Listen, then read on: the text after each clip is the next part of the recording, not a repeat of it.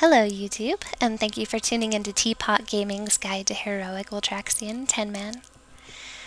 This fight is very much a DPS fight, and may even be 2-healed. In this instance we 3-healed it because we had the DPS to pull it off and beat the enraged timer.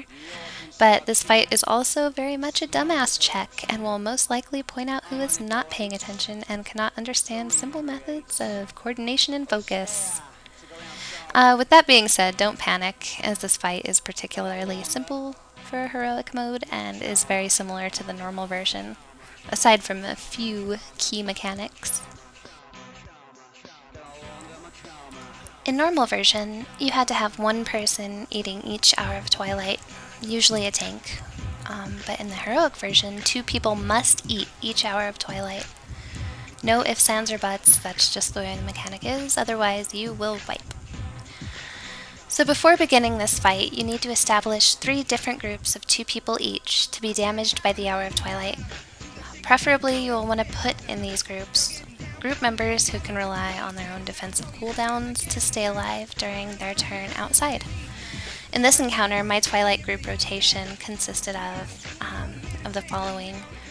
For the first hour of twilight, we had our feral tank using his bark skin with his frenzied regen, and our enhancement shaman staying out for the hour of twilight together, while the rest of the raid hit their buttons. The second group consisted of a hunter using deterrence, and our blood DK using his defensive cooldowns for the second hour of twilight. Our third group was another hunter using deterrence, and our holy pally bubbling himself through the hour, which virtually did 0 damage to either player.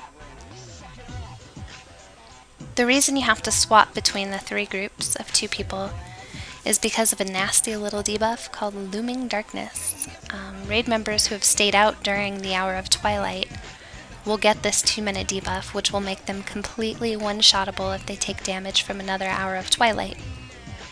But it works itself out to where the debuff will fall off of a twilight group before it is their turn again. So keep this in mind when picking your groups. For example, a hunter's deterrence is perfectly timed for this mechanic, as are a lot of other defensive cooldowns. Also, Ultraxion's cast of Hour of Twilight is only now 3 seconds, down from 6 seconds in normal mode. This is where the awareness check comes in. A lot of people were spoiled in normal mode and tried to fit in a few more shots before hitting their buttons to help, pad the meter.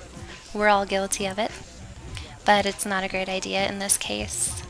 Survivability is key here, and if one person dies, you might as well wipe it up, because you really need that DPS to beat the enraged timer. Another difference in this fight is the Fading Light debuff, which now affects 3 people instead of just 2. The counter on this debuff is slightly faster, so make sure people are paying attention to their own buffs as well. If you do not have the add-on Deadly Boss mods, make sure to pick it up, as the audible, the countdown in the add-on helps immensely with the mechanic for Fading Light. And since Ultraxion's health pool is much higher in heroic mode, we found it very beneficial to Bloodlust at the very beginning of the fight to help beat the enraged timer. The enraged timer is by far the most difficult aspect of the fight, so you will want to utilize your battle reses as soon as possible if a DPS dies for that same reason, trying to beat the enraged timer.